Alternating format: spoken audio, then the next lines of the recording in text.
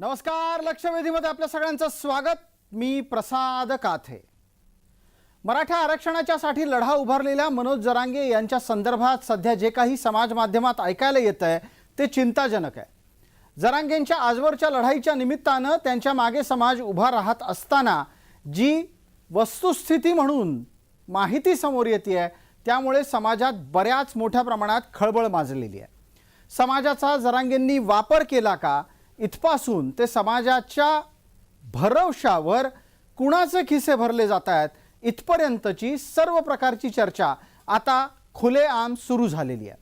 हे काही पहिल्यांदा होत नाहीये, पण यापूर्वी त्यांनी अशाच प्रकारचे आरोप झेलले तेव्हा ती मंडळी ही विविध प्रकारे त्यांच्या विरोधातली होती असं निरीक्षण आहे। पण आता त्यांचे सोबत राहिलेले लोकच त्यांच्या विरोधात बोलू लागले आहेत आणि त्याची कारणं काय हे लक्षात घ्यावं लागेल। हे यासाठी लक्षात घेणं गरजेचं आहे कारण मराठा समाजाला आरक्षण मिळवून देणारा चेहरा म्हणून गेले काही दिवस सातत्यानं मनोज जरांगेंकडे पाहिलं जात आहे। समाज मोठ्या संख्येनं त्यांच्या मागे आहे। असं असताना समाजाचा विश्वास विकण्याचं काम आंदोलनाच्या आडून झालं असेल तर त्याबद्दल सत्य काय ते समाजापर्यंत पोहोचवणं, ते जाणून घेणं ही जबाबदारी असते आणि ती जबाबदारी आजच्या चर्चेमध्ये आपल्याला पार पाडायची आहे। या चर्चेत आपल्या सोबत सहभागी होणारे मान्यवर कोण यांचा मी आपल्याला पटकन परिचय करून देतो। आपल्या सोबत या चर्चेमध्ये दिलीप पाटील आहेत, मराठा समन्वयक या नात्याने ते आपल्याला परिचित आहेत। डॉक्टर राजेंद्र मोरे आहेत, ते जरांगेंचं समर्थन या चर्चेमध्ये करतील आणि अजय बारसकर आहेत। अजय बारसकर हे कीर्तनकार म्हणून महाराष्ट्राला परिचित आहेत। या चर्चेत आपण सर्व मान्यवरांचं स्वागत करूयात। माझा पहिला प्रश्न हा अजय बारसकर यांच्याकडे जाण्यापूर्वी आधी पटकन दिलीप पाटील यांच्या सोबतच आपल्या सोबत असलेल्या डॉक्टर मोरे यांना आहे। आधी डॉक्टर मोरे आपल्याला संधी देतो। मला पटकन आपल्याला असं विचारायचं आहे की समाज माध्यमात जे काही चर्चेला येतंय त्याबद्दलचा खुलासा या चर्चेत होईलच, पण तुम्ही पटकन 30 सेकंदात सांगा तुम्ही तुमच्या भूमिकेशी, म्हणजे थोडक्यात तुम्ही म्हणजे वैयक्तिक तुम्ही असं नका धरू, पण मनोज जरांगे त्यांच्या भूमिकेशी आणि समाजाशी प्रामाणिक आहेत का?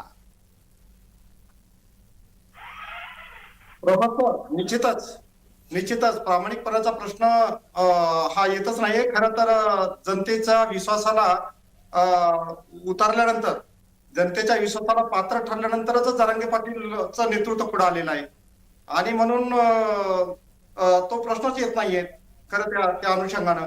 म्हणजे जरांगे पाटलांचं आजचं जे आंदोलन आहे तर त्यांच्या स्पष्ट मागण्या आहेत की आम्हाला 50% आत ओबीसी मधून आरक्षण हवंय आणि सगळ्या सोयऱ्यांचे देश तुम्ही अधिसूचना काढलेली आहे त्यामध्ये त्यांना ज्या पद्धतीने त्यांनी मांडणी केलेली आहे त्या पद्धतीने त्याच्यामध्ये दुरुस्त्या हव्या आहेत। त्याच्यामुळे समाजाला फसवण्याचं, समाजाचा विश्वास नाही। आता निवडणुका जवळ आलेल्या आहेत आणि निवडणुका जवळ आल्यानंतर राजकीय लोक आपापल्या पद्धतीने भाष्य करू लागलेले आहेत। ते सर्व समाजाचं भाष्य नाही। आज सर्व समाज माननीय मनोज जरांगे पाटील यांच्या पाठीशी आहे आणि त्यांनी कोणत्याही प्रकारच्या विश्वासाला तडा दिला नाही। सरकार म्हणून सरकार हे आम्हाला खेळवत आहे। खऱ्या अर्थानं शिंदे साहेबांची करण्याची इच्छा असताना देखील दोन्ही उपमुख्यमंत्र्यांचा दबाव आणि मंत्रिमंडळाचा दबाव आणि एकंदरच सरकारमधले दोन जे पक्ष आहे शिंदे सरकार व्यतिरिक्त ते दबाव टाकू पाहू लागलेले आहेत। आणि जी अगोदरची जी समिती नेमली होती फेब्रुवारीला की मराठवाड्यांना सरसकट आरक्षण कसं देता येईल या संदर्भात त्या समितीनं 3 महिने जे काम केलं नाही ते कोणत्या आधारावर काम केलं नाही, म्हणजे याचा अर्थ सरकारमधून भाजपचा त्यांच्यावर दबाव असावा, अजितदादाचा दबाव असावा आणि या पद्धतीने त्या समितीनं 3 महिने काम केलं नाही। सरकार समिती गठीत करते सरसकट आरक्षण देण्याच्या संदर्भामध्ये, ती काम करत नाही आणि जेव्हा शिंदे समिती नेमल्या जाते तर मराठवाड्यातील प्रमाणपत्र देण्याची कार्यपद्धती त्याचबरोबर जे हैदराबादचे गॅजेट आहेत, 1901ची जनगणना आहेत, तर याचा समावेश त्यांनी त्याच्यामध्ये करायला पाहिजे कार्यक्षेत्रामध्ये। ठीक आहे, तुमचे मुद्दे लक्षात येत आहेत की या एकूणच चर्चेच्या निमित्तानं इतरही अनेक मुद्द्यांचे खुलासे होतील। आपण पटकन बारसकर महाराजांपर्यंत जाऊयात। महाराज नमस्कार, आवाज येतोय? रामकृष्ण हरी ऐकायला येतंय का आपल्याला? रामकृष्ण हरी येतं ऐकायला? रामकृष्ण हरी। बिलकुल बिलकुल। तुमचा सध्या एक अत्यंत गाजलेला व्हिडिओ आहे आणि त्या गाजलेल्या व्हिडिओच्या माध्यमातून तुम्ही विविध प्रकारचे आक्षेप उत्तर नोंदवत आहातच, पण त्याचबरोबर जे काही आंदोलनाच्या नावाखाली चाललेलं आहे ते सांगणार आहात. या चर्चेत अशा प्रकारच्या संदर्भाच्या अनुषंगानं मला तुम्हाला प्रश्न विचारायचा आहे की तुम्ही उशिरा बोलायला लागलात का, आणि तुम्हाला जेवढं चुकीचं दिसत होतं ते आत्तापर्यंत तुम्ही थांबवून ठेवलं होतं की सांगण्याची ही योग्य वेळ तुम्हाला वाटली?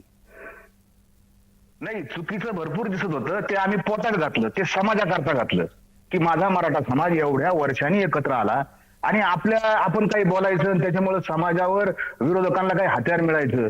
पण ह्या चुका एवढ्या वाढत चालल्या आणि शेवटी ह्या माणसानी माझ्या जगद्गुरु तुकोबारायांना संतन पंत अशा पद्धतीत घाणेरड्या शब्दात, अपमान होईल अशा शब्दात बोलला. कारण याला असं वाटतं आता मी काय ब्रह्मदेव झालो का अजून जगाचा मालक झालो, इतका याचा अहंकार वाढला. मगाशी मोरे साहेबांनी सांगितलं मला डॉक्टर मोरे कोण आहेत मला माहित नाही, आतापर्यंत दिसले नाही, पंच आंदोलनात दिसले नाही, आंतरवादीत दिसले नाही, कुठेही दिसले नाही. माझाही फार नाही, माझा 3-4 महिन्याचा या आंदोलनाशी संबंधी, मराठा चळवळीशी मी 2006 पासून संबंधित आहे. आणि गायकवाड पिटिशन जे आता गायकवाड कमिशन जे आहे सुप्रीम कोर्टात जे झालं ते पिटिशन, ते गायकवाड कमिशन मी मुंबई हायकोर्टामध्ये केलेल्या पिटिशन मुळे जन्माला आलं. 42-55-2017 ही पिटिशन मी केली कोर्टामध्ये आणि त्या पिटिशन मुळे न्यायमूर्ती संभाजी मसेन, त्याच्यानंतर ते वारल्यानंतर गायकवाड साहेबांचा आयोग आला आणि त्यानंतर आरक्षण ही माझी आरक्षणाची भूमिका आहे. परंतु या चळवळीत गेल्यानंतर या जरांगे मनोज जरांगे यांनी, मी काय त्यांना पाटील म्हणणार नाही, मनोज जरांगे यांनी अतिशय मी पाहिलं अहंकारपणा, श्रेयवादपणा, मी कसा मोठा होईल असं पाहिलं. आणि तुम्हाला अजून सांगतो, त्या मोरे साहेबांनी सांगितलं प्रामाणिक येतं, तुम्हाला प्रामाणिकपणाचा एक पुरावा देतो, हा माणूस फसवणार आहे, याचा पुरावा नेटवर उपलब्ध आहे. आणि आता काल परवा मुंबईला निघायच्या आधी याचा 17-18 वर्षाचा सहकारी बबनराव वाळेकर, या वाळेकरनी याच्या शब्दापायी अहमदनगर येऊन कोपर्डीतल्या तरुणांवर हल्ला केला, त्याला 5 वर्षाची शिक्षा झाली. 2 वर्ष हा एरवाड्यात होता. आणि त्याच्या वडिलांनी जी प्रतिक्रिया एका चॅनेलवर नोंदवलेली ती जरूर आपण पहा. त्याचे वडील म्हणतात की आमच्या याला बबनला सांगितलं, या जरांगे घरी आला असं त्यांची स्टेटमेंट आहे, माझा शब्द नाही. जरांगे आमच्या घरी आला आणि त्यांनी सांगितलं नारायणगडावर भगवा झेंडा लावायचा आहे, तुमच्या पोराला माझ्या संघ द्या. बापा संघ खोटं बोलला, हा परमेश्वर वाळेकर संघ खोटं बोलला, फसवलं, पोराला नगरला नेलं आणि न्यायालयाच्या आवारात त्या ठिकाणी पोलिसांच्या बंदोबस्तात त्या आरोपीवर हल्ला केला. नेतृत्व परिणामाभिमुख पाहिजे. आपण केलेल्या कृतीचे काय परिणाम होते? त्या पोराला 5 वर्षाची सजा झाली. आणि याचा व्हिडिओ येत्या वेळेसचा त्यांनी सांगितलं मी या पोरांपासून अजिबात, या पोरांना मी सगळं संरक्षण आणि खर्च देणार. आणि जेलमधून आलो त्यांना विचारा, त्या पोरांचा व्हिडिओ माध्यमावर उपलब्ध आहे. त्या पोरांनी सांगितलं हा माणूस फसवणार आहे. त्या पोरांनी सांगितलं आमची चूक झाली, आमचं घरदार उद्ध्वस्त झालं, आम्हाला फसवलं गेलं. कोणीही याचं ऐकू नका, आंदोलन चुकीच्या मार्गाने चाललेलं आहे. हा पुरावा प्रामाणिकपणाचा मोरे डॉक्टर आपल्याला दिला. मला माहित नाही आपण कितपत अजयराव एकच मिनिट थांबा, मला एक आणखीन गोष्टीचा खुलासा आपल्याकडून लागेल. तुम्ही सातत्यानं असं सांगत आहात की जरांगे फसवू शकतात अशा स्वरूपाची तुमच्याकडे तपशीलवार माहिती आहे, लोक तसं बोलतात, पण आतापर्यंतचे जे आंदोलन झालं त्याच्यामध्ये काय फसवणूक झाली?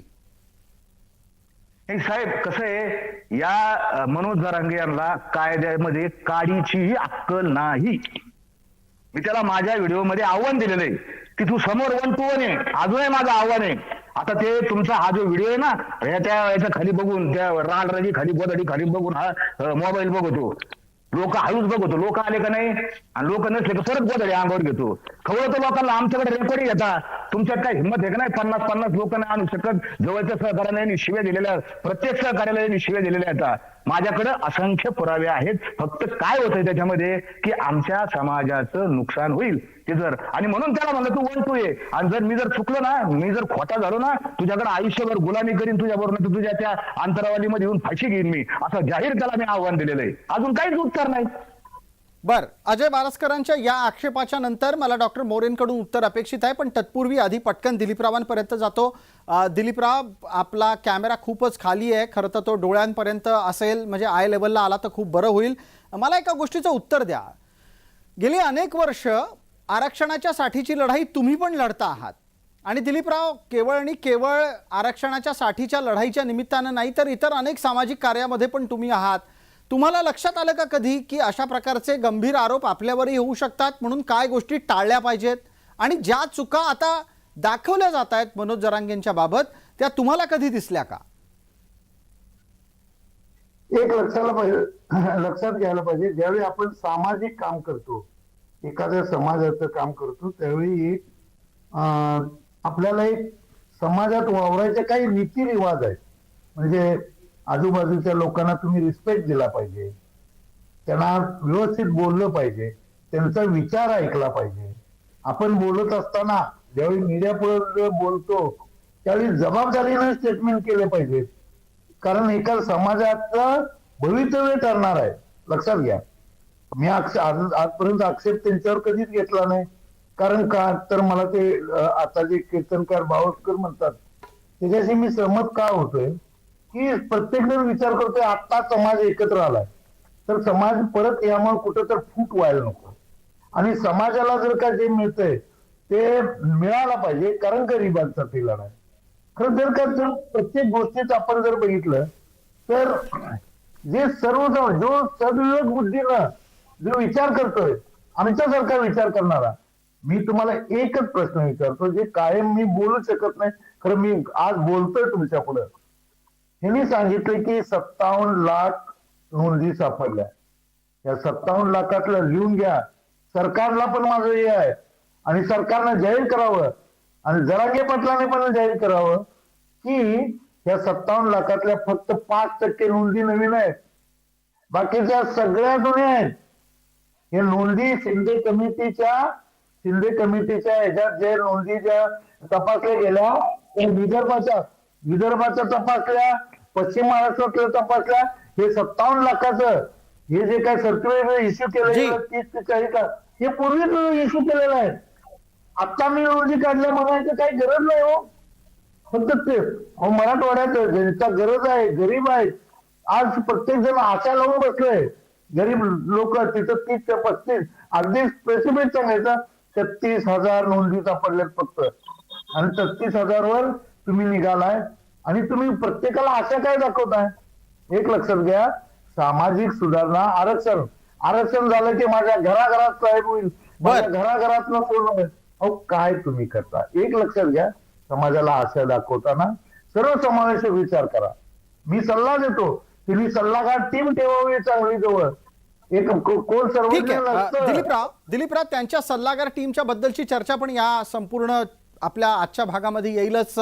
डॉक्टर मोरे, मी आपल्यापर्यंत येतो, पटकन एकदा बावस्कर महाराजांपर्यंत जाऊयात. अजयजी, एका गोष्टीचा खुलासा करा. आपल्याला सातत्यानं असं का दिसलं की जरांगेंच्या सोबत जी आधीची माणसं होती ती आता सगळीच तोडली गेली, आणि ही सगळी माणसं तोडली जाण्याच्या मागे काही कारण होतं का?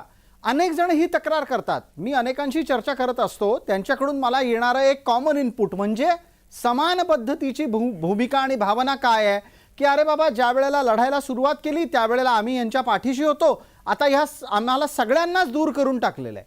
असं का? हा केवळ आणि केवळ मीपणाचा एक मुद्दा आहे की नियोजनातला दोष आहे? नियोजनातला दोष नाही, फक्त मीपणा, अहंकार याच्या शब्दामुळं, याच्या फाटक्यात तोंड नाही म्हणणार, थोबाडामुळं इतकं वाईट झालेलं आहे. याच्यासाठी जीव देणारे लोक होते. एक 23 नंबरची स्कॉर्पिओ त्याचा दोस्त होता, आणि हा त्याच्यासाठी जीव, म्हणजे तिकडून जर ट्रक आली ना जरांगे पाटलाच्या अंगावर, हा म्हणला मी गाडी घालीन आणि मी माझ्या अंगावर त्याचे पण त्याला वाचवीन. इतके जीवाला जीव देणारे याचे सहकारी होते. आणि त्या तरुणाच्या आईला काही कारण नसताना, फक्त अशी शूटिंग चालू होती, कॅमेरा चालू होता आणि तो तरुण इथं आला. याला हा कॅमेऱ्याचा इतका भुकेला, त्याला दिसायला वाटला का हा पण कॅमेऱ्यात येईल. त्याला काय म्हणला माहिती तो, तुझ्या आईचा, आता मी पुढचं बोलत नाही, त्याचा तो रडायला लागला, ढसा रडला आणि त्यांनी साथ सोडून दिली. काल माझा व्हिडिओ आल्यानंतर 4 जण निघून गेले. ते 123 गावातले अनेक लोक याने फक्त शिव्या दिल्या, फक्त शिव्या. इतका अहंकार, इतका यांच्या नसानसाचा अहंकार आलाय. साहेब, यांची जी मुलगी लहान, म्हणजे अहंकार किती असावा. काय म्हणली मुलगी, ही मुलगी काल परवा दिवशी त्या चॅनलवर मुलाखत देताना म्हणली, माझा बाप एवढा मोठा आहे, हा मनोज जरांगे एवढा मोठा आहे की देव माझ्या बापाच्या पाया पडून, देव आमच्या पुढे झुकन. ही भाषा, ही संस्कृती, आम्ही वारकरी येतं, अरे आम्हाला ही संस्कृती, मी मराठ्याचा आहे. मुळात लक्षात ठेवा, काहीतरी गैरसमज व्हायचा ऐकणाऱ्यांचा की हा कोणत्या तरी दुसऱ्या पक्षाचा आहे. मी भाजप सेनाचा टीकाकार आहे. मी सेना भाजपच्या विरोधात लढता आमचं आयुष्य गेलं. मी भुजबळच्या सगळ्यांच्या विरोधात लढलो, सगळ्यांना बोललो मी. मी यांचा आणि जातीवंत मराठा आहे, मी जातीवंत मराठा आहे. माझी जी टीका आहे ही प्रामाणिक, मला कसल्या अपेक्षा नाही. मी घरचा लय सुखी लय लॉर्ड आहे. मला आम्ही फक्त मराठा समाजाच्या कल्याणासाठी आम्हाला वाटलं रे देव आहे, हे चांगलं आहे बा जरांगे पाटील, असं आहे तसं आहे, प्रामाणिक आहे, ओपन बोलतो, याव करतो, त्या काही नाही साहेब. याव त्याव मराठा समाज खड्ड्यात जाऊ नये. आणि मला काय धमक्या साध्या आल्या का? याचे जे वाळूवाले दोस्त आहेत ना, वाळूचे दलाल, ते काय वाळू इकिते ते स्वऱ्या करून मला धमकीचे फोन मारून टाकीन, आमचं करीन. आणि मी जर सरकारच्या जवळचा असून मी 50 बारा म्हणलं अरे मला संरक्षण द्या, संरक्षण द्या, हे सरकार मला अजून संरक्षण द्याय ना. इतकं तर सरकारचं त्याला वाटतं हो मारावं किंवा मारावं, सारेच मारावं, म्हणजे आमची टीकाकार मारावं. मला सांगायचा उद्देश एकच आहे की हा माणूस अप्रामाणिक आहे, याला अक्कल नाही. आणि बेअक्कल माणसाच्या हातात हे नेतृत्व गेलेलं आहे. त्याच्यामुळे समाजाचं एवढं नुकसान झालेलं आहे. पलटे मारणार मोरे. ठीक आहे अजयराव, त्या नुकसानीच्या बद्दलची चर्चा करूच. पटकन डॉक्टर राजेंद्र मोरेंना उत्तर देण्याची संधी आपण या चर्चेमध्ये देणार आहोत. बरेचसे गंभीर आरोप झाले आहेत आणि त्यातला पहिला गंभीर आरोप डॉक्टर मोरे असा आहे की अहंकार हा मुद्द्यापेक्षा मोठा झाला आहे, त्याच्यामुळे समाजाचं नुकसान होत आहे. आणि परिणामस्वरूप केवळ आणि केवळ समाजच नाही तर जी माणसं जीवाला जीव लावत आंदोलनात उतरली होती ती एक एक कडून दूर होत आहेत. तसंच हे कीर्तनकार बावस्कर साहेब मी पहिल्यांदा नाव यांचं ऐकतो. कधीपासून ते आंदोलनात जुटलेलं आहे. 2016 पासून त्यांना जर वेगळ्या पद्धतीने चर्चा करायची असेल, वेगळ्या मुद्द्यावर तर तुम्ही त्यांच्याशी वेगळ्या पद्धतीने मुद्द्यावर चर्चा करेल. पण मला असं वाटतं की त्यांचा इगो कुठंतरी हार्ट झालेला आहे आणि त्या दुखावलेल्या हार्ट्स मधून ते बोलतात. आणि अलीकडे ते म्हणतात मला संरक्षण मिळेल, सरकार तुम्हाला जरूर संरक्षण देईल, कारण त्या सदावर त्यांना देखील 20 लाखाचं शासन खर्च करताय, तुम्हाला देखील संरक्षण मिळेल. आणि आंदोलनामध्ये जे जे बोलतात त्यांना संरक्षण सरकारतर्फे मिळत आहे. या तुम्हाला कोण काम करता या मला फक्त माहिती आहे. अहंकार तुमचा दुखावलेला आहे आणि तुम्ही सार्वजनिक पद्धतीने आंदोलनाला बदनाम करतात. मनोज जरांगे मुठभर लोकांच्या पद्धतीनं आंदोलनाला त्यांच्यावर कोणत्याही प्रकारचा परिणाम होणार नाही, एवढं ध्यानात ठेवा. हे आरोप निराधार आहेत.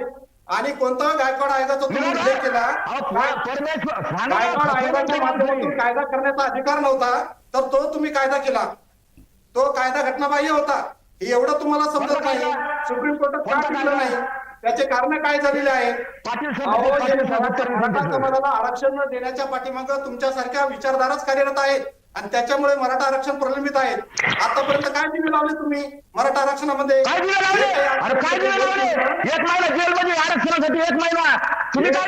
आतापर्यंत जे यश मिळतंय ते मनोजदादा पाटलांच्या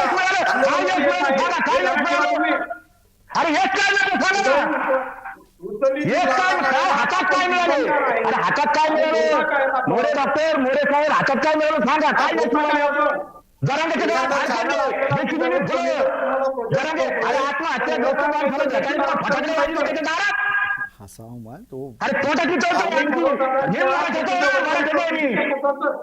ऐकून घ्या कीर्तनकार साहेब, मी तुम्हाला वेळ दिला, तुमच्यामध्ये बोललो नाही, मला तुमच्या आरोपाचं खंडन करू द्या. मी आतापर्यंत मनोजदादाच्या चुकीच्या गोष्टी जे काही बोलल्या असतील काही तर आम्ही त्याचं समर्थन कधीच केलेलं नाही. पण ते जे उपोषण करतात, उपोषण कोणत्या मानसिकतेमध्ये आहेत म्हणून त्यांची चिडचिड होऊन काही शब्द आले असतील तर आम्ही दिलगिरी व्यक्त करतो. याचा अर्थ की ते आता लोकांना संभ्रम निर्माण करून नेतृत्वाला बदनाम करण्याचा प्रयत्न करू लागलेले आहेत. आणि मुद्दा तुम्ही सरकारची चकमोगिरी केल्यामुळे तुम्ही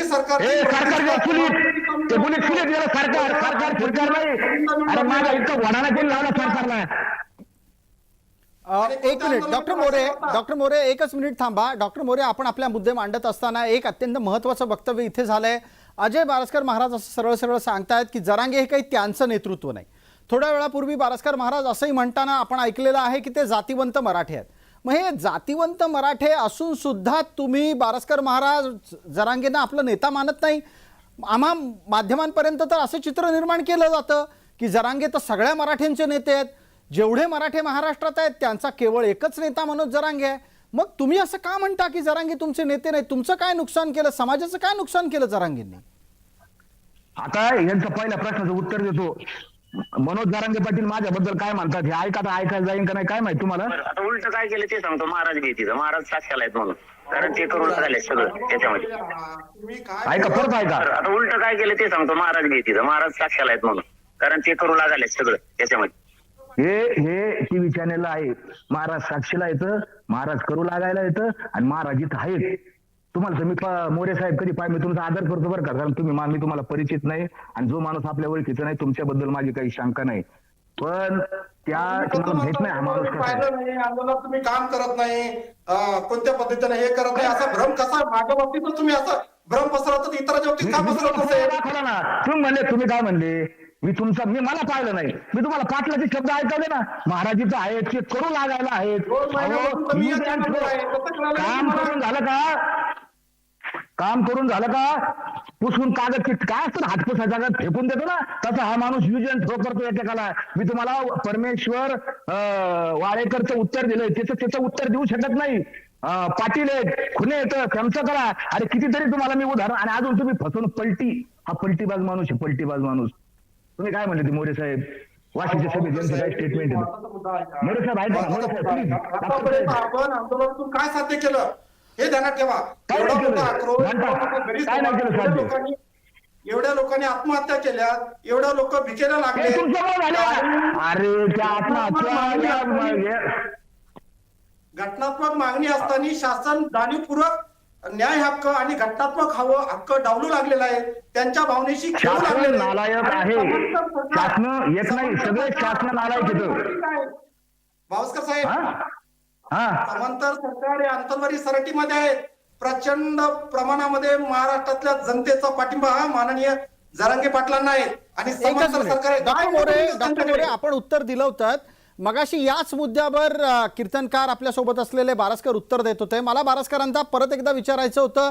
बारस्कर त्याचं उत्तर खुलासेवाल देतीलच. मला पटकन सांगा बारस्कर, तुमचा नेता म्हणून मनोज जरांगे तुम्हाला पसंत आहेत की नाहीत, आणि सगळ्या मराठ्यांचे मनोज जरांगे नेते आहेत की नाहीत? 100% चूक माझा तर नाहीच नाही, पण माझ्यासारख्या असंख्य बांधवांचा, मराठा बांधवांचा जरांगे हा नेता नाही. माझा नेता एकच आहे, माझे छत्रपती शिवाजी महाराज हा एकमेव माझा नेता आहे. या इथले महाराष्ट्रातला एकही नेता लायकीचा नाही, एकच नेता आहे माझा. बस संपला विषय. ठीक आहे, दिलीपरावांपर्यंत जायचं आहे पटकन या चर्चेमध्ये. मी दिलीपराव मराठा समन्वयक या नात्याने आपल्याला परिचित असलेल्या दिलीप पाटलांना जोडून घेतोय. दिलीपराव, एका गोष्टीचा खुलासा करा. आता आपण ही चर्चा पाहतोय, दोन्ही बाजूचे मुद्दे आमने सामने आहेत. आपण आपल्या माध्यमातून दोन्ही भूमिकांना समोर एकाच वेळेला आणण्याची संधी दिलेली आहे, पण यातून समोर काय येत आहे? प्रश्न असा उपस्थित झाला की आजवरची जी काही लढाई लढली गेली ती मराठ्यांच्या आरक्षणाची लढाई प्रामाणिक नव्हती, असं आता जरांगे समर्थक म्हणायला लागलेत. तुम्ही काय मिळवलं तेवढे वर्ष लढून, हा प्रश्न जेव्हा उपस्थित होतो तेव्हा तो प्रश्न दिलीपराव तुमच्यासारख्या माणसांसाठी असतो, ज्या माणसांनी गेली अनेक वर्ष मराठा आरक्षणाच्या साठीचा लढा जिवंत ठेवला. नुसता जिवंत नाही ठेवला तर तो न्यायालयीन पातळीवर स्वतःच्या खिशातले पैसे घालून लढला. तुम्हाला विचारलं जातंय, तुम्हाला उत्तर द्यायचंय, काय मिळवलं तुम्ही एवढे दिवस लढून? महत्वाचं असं आहे की काही वेळेला असं होतं की लोक भावनेमध्ये जातात. भावना, जरांगे पाटील प्रामाणिक आहेत, निश्चित आम्ही कुठं म्हणतोय की ते अप्रामाणिक आहेत. खरं जरांगे पाटील प्रामाणिक आहेत याचा अर्थ बाकी सगळे अप्रामाणिक होत नाही, लक्षात घ्या. कारण या आरक्षणाचा लढा, सामाजिक लढा हा गेले 30-40 वर्ष लढला जातोय. शशिकांत पवार असतील, अण्णासाहेब पाटील असतील, माझे मेटे साहेब असतील, परत आमचे नानासाहेब जावळे असतील, त्याचबरोबर संभाजी ब्रिगेडचे खेडेकर साहेब असतील. अहो यांनी आयुष्य घालवलं. ही मी सांगतो, मी या लोकांना दैवत मानतोय. का माहित आहे ना की ज्यावेळी लोक 3-3, 4-4 फक्त लोक हजर असायची, अशा वेळी त्यांनी गावोगाव फिरून मराठा समाजाची ही चळवळ मोठी केली, जगवली आणि इथपर्यंत आणली. लक्षात घ्या, जरांगे पाटील करतोय, त्यांची इच्छा आहे, प्रामाणिक आहे, ओके ना. खरं याचा अर्थ असा नाही की बाकीचे चोर आहेत. काही लोकांनी काहीतरी केलं असेल, एका दुसऱ्याला दिसलं म्हणून सगळे चोर, करोडो चोर. एकटेच जरांगे करतोय, आम्ही सगळे चोर. असं आहे का? एक लक्षात घ्या, एखाद्याच्या घरात सोबतचा असेल, मराठा समाज आहे, अहो माझी खानदानी जमीन 500 एकर आहे, माझे स्वतःचे धंदे आहेत, मी मग काय म्हणतात ते मोठ्या दिलीपराव या मुद्द्याला पटकन उत्तर लागेल आपल्याला. डॉक्टर मोरे आणि त्याचबरोबर बावस्करांनाही या निमित्तानं बोलतं करायचं आहे. मी आपल्याला मध्येच थांबवतो आणि डॉक्टर मोरे पटकन आपल्याला हे विचारतो, आजवरच्या लढाईमध्ये अनेक होते म्हणून तुम्ही आज आहात, हे विसरून कसं चालेल? तुम्हाला असं कसं म्हणता येईल की आजवर तुम्ही काय मिळवलं लढ्यातून? हा प्रश्न तुम्ही फक्त आणि फक्त बावस्करांना नाही विचारलाय, इथे चॅनलवर तुम्ही त्यांना विचारला असलात तरी पण दिसताना असं दिसतंय की हा प्रश्न तुम्ही आजवर जे जे लढले त्या सगळ्यांना विचारलात. आणि हाच तर अहंकार आहे ज्याच्या विरोधात बावस्कर बोलतायत. प्रसाद सर, पाटील सर जे बोलतात त्या मताशी मी सहमत आहे की जो 1982 पासून जो लढा सुरू झालेला आहे त्याच्यामध्ये ज्या ज्या लोकांनी योगदान दिलेले त्या सर्वांच्या प्रती आमची कृतज्ञता आहे आणि त्यांच्यामुळेच हा लढा इथपर्यंत पोहोचला या मान्यवरांपैकी मी आहे. जरी जरांगे पाटील म्हणत असेल की मीच करतो किंवा तेच करतो असं त्यांनी कधी म्हटलेलं नाही. आजपर्यंत ज्या ज्या लोकांनी काम केलेलं आहे त्यांच्या प्रती माननीय जरांगे पाटील साहेबांनी आतापर्यंत कृतज्ञताच व्यक्त केलेली आहे आणि त्यांचं अस्तित्व देखील मान्य केलेलं आहे. ही कृतज्ञता आहे त्यांच्या प्रती. असा आमचा उलट सवाल नाहीये. ज्या ज्या बांधवांनी मराठा समन्वयक होते, आम्ही जे 58 मोर्चे काढले त्या. डॉक्टर मोरे, आपला आवाज मध्ये मध्ये जातोय मात्र आपली भूमिका लक्षात आली. मी पटकन कीर्तनकार बावस्करांपर्यंत पोहोचतो. बावस्करजी, जरांगेंचे समर्थक सांगतात की ती मंडळी सगळ्यांचा आदर करतात, प्रत्यक्षात आजूबाजूची परिस्थिती वेगळंच काहीतरी सांगते. आजवरच्या मराठा आरक्षणाच्या लढ्यामध्ये प्रत्येकाला स्थान होतं, प्रत्येकाला समान संधी होती, हे या आंदोलनात का दिसलं नाही? केवळ ह्या माणसाला मोठं व्हायचं होतं, याला स्वतःला प्रेझेंट करायचं होतं, याला स्वतःला असं वाटत होतं की आपण काहीतरी करू का साहेब. आणि म्हणूनच यांनी कुणालाही कुठेही, आम्हाला जायचं नाही स्टेजवर. माझ्या जेवढ्या इंटरव्ह्यू आहेत ना, मी कॅमेऱ्याकडे माझी पाठ आहे, पण ज्या वेळेस याचा अहंकार जागो मला दिसलं ना, आता हिने मर्यादा ओलांडली, त्यावेळेस मी कॅमेऱ्यासमोर आलो. मी कधीच कॅमेऱ्यासमोर आलेलो नाही. मी कधीही माझ्या पिटिशनमुळे गायकवाड आयोग आला, मी कधी जाहिरात केली नाही साहेब कधी याची. परंतु ह्या अहंकारपणामुळं सगळं जातं. तुका म्हणे मी नयो माझे वाचे, या नाव साचे देव मन. मी आणि माझं जर म्हणलं ना, सगळा सत्यानाश होतो. आणि आज वाटण यांना यांचे काही कसं आहे, ह्या चळवळीमध्ये जरांगेंच्या भोवती असणारे 3 प्रकार आहेत लोकांचे. एक अंधभक्त येतं, यांना किती समजून सांगा समजणार नाही. दुसरा प्रकार हे भोळे आमचे लोक येतं. माझा मायबाप समाज भोळा आहे, मराठा समाज इतका दातृत्ववान समाज आहे, इतका भोळा समाज आहे, इतका गोड समाज आहे साहेब. तो जर द्यायला लागला ना अंगावरचे कपडे काढून देईल, इतका गोड आहे, त्याला काही समजत नाही. अशी भोळे लोक येतं. आणि काही जे लोक येतं ते लाभार्थी येतं, जरांगे पाटलांच्या बरोबर राहून आपलं कशी पुळी भाजायची, अशा 3 प्रकारचे लोक या जरांगे पाटलांच्या बरोबर आहेत.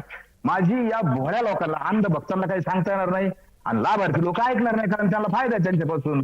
माझा जो भोळा मायबाप आहे तो का म्हणे भोळा जिंकू जाणे कळी काळा. माझी या सगळ्या भोळ्या तुम्ही याच्यावर युट्यूबवर पहा, हे कसा फसवणार आहे.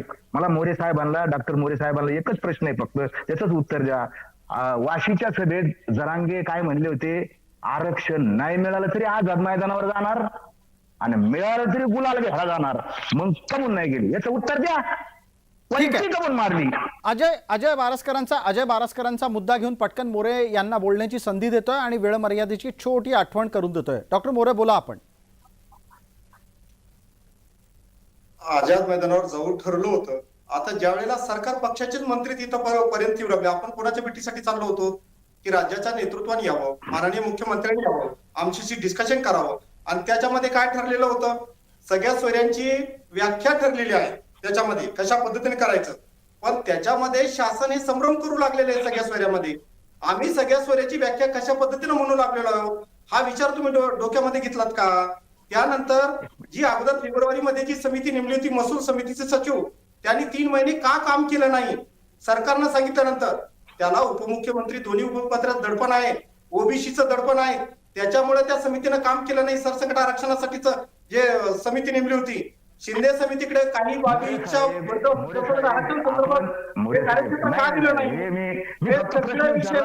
पलटी का मारली, आरक्षण मिळालं